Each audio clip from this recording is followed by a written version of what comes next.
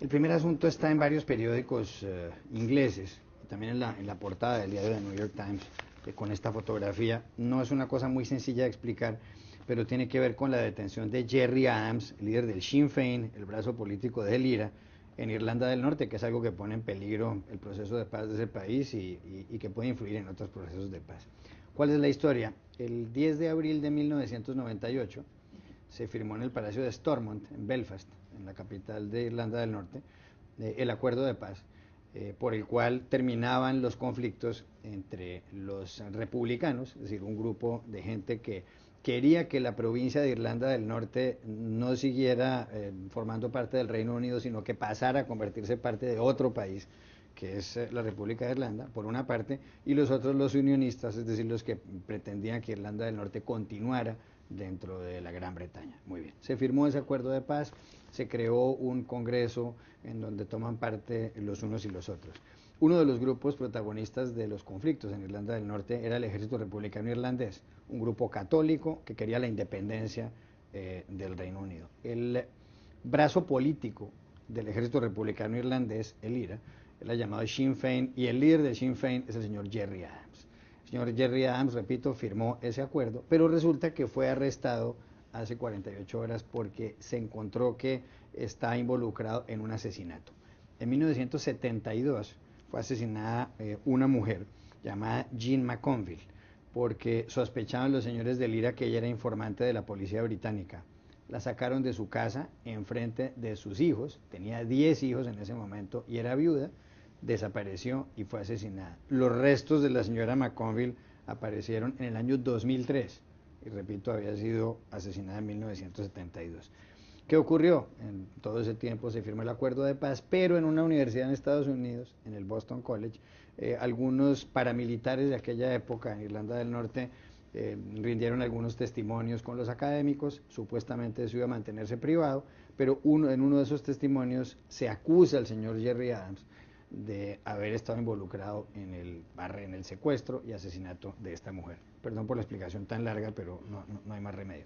Lo cierto del caso es que Gerry Adams está ahora detenido. ¿Pone esto entonces en peligro el proceso de paz en Irlanda del Norte, que después de tanto tiempo se detenga el líder del Sinn Féin?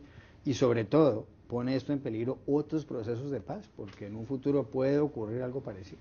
Bueno, sí que pone en peligro el proceso de paz, genera un montón de preguntas importantes acerca de la retroactividad de juzgar este tipo de crímenes. El crimen fue un crimen horrible, además fue una desaparición. La mujer fue llevada de su casa delante de sus hijos, asesinada y enterrada en un lugar que finalmente el ejército republicano irlandés admitió cuál era, muchos años más tarde, como usted señala. Lo segundo es que yo creo que esto es importante también desde el punto de vista de nuestra región, en Colombia, en otros países de América Latina, sacar enseñanzas sobre los procesos de paz entre grupos irregulares, como en ese momento era el IRA, y gobiernos. Y para Colombia eso hoy es muy relevante. Lo que es interesante también es que esto se descubre a raíz de un estudio de historia oral, como usted señala, Juan Carlos, del Boston College, donde se compromete la institución a entrevistar a paramilitares de ambos lados, tanto guerrillas como soldados involucrados, además en crímenes tan malos como ese, como fue el famoso Domingo Sangriento, que fue el mismo año que como represalia de IRA fue la desaparición, el secuestro y desaparición de aquellos que consideraban informantes. Y se hizo un proyecto de investigación histórica de entrevistar a aquellos participantes, porque es cómo funciona la historia oral, que es entrevistarlos y guardar la grabación, el récord para futuras generaciones de historiadores, con el compromiso de que eso se iba a mantener anónimo hasta que ellos estuvieran muertos. Bueno, la policía irlandesa inició una causa legal en Nueva York y el Boston College fue obligado a revelar el contenido de esas grabaciones, de esas entrevistas, lo cual es serio para todos los que estamos aquí, para los que son académicos, los que son periodistas, que habla sobre el viejo tema de la confidencialidad de las fuentes, y que en este caso es confidencialidad de las fuentes. Y por última instancia, bueno, manda a Jerry Adams, que ha sido poco menos que un héroe en Estados Unidos durante la firma de los tratados de paz, sobre todo en la comunidad irlandesa, lo manda a la cárcel.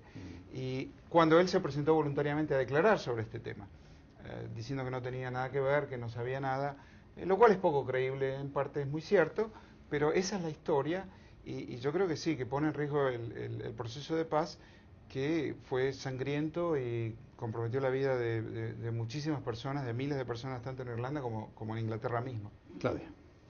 No, yo creo que una cuestión interesante en eso también es que de la cual se puede también sacar conclusiones para los procesos de paz acá, es el hecho de que el propio Sinn Féin hubo un atento en 2005 de se crear un tribunal especial que iría a analisar esos casos y dar como una especie de amnistía a los dos lados, ¿no?, involucrados, tanto a los participantes del IRA cuanto a las fuerzas policiales.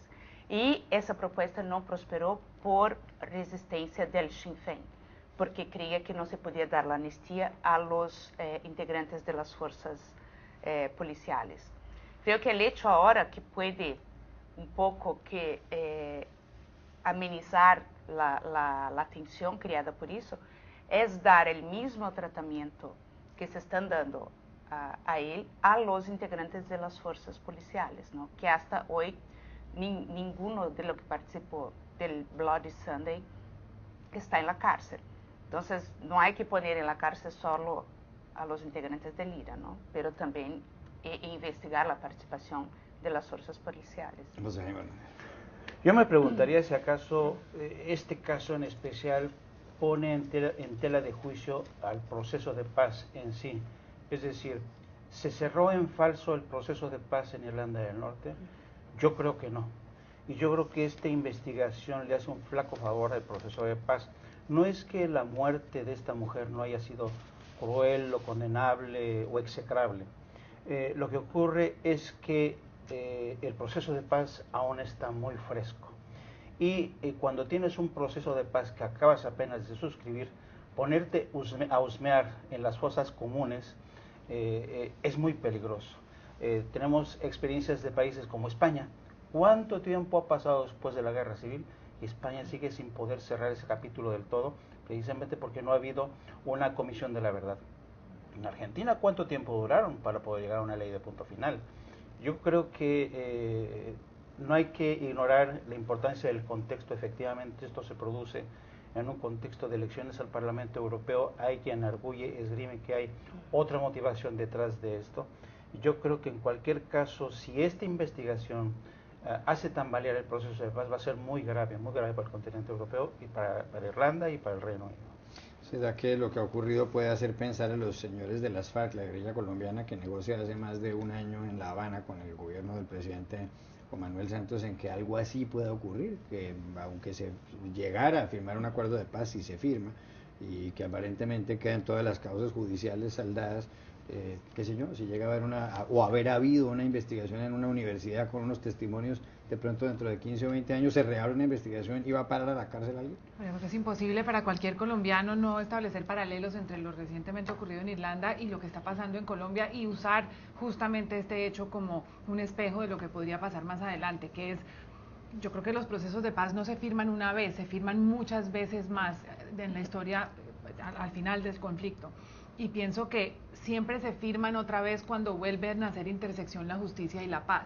Y creo que eso es un conflicto que no se resuelve tan fácilmente, que es aquel equilibrio entre hacerle justicia a las víctimas, a las familias de las víctimas, y lograr realmente pasar la página, que es la única manera en donde un país trasciende una historia de conflicto y de violencia.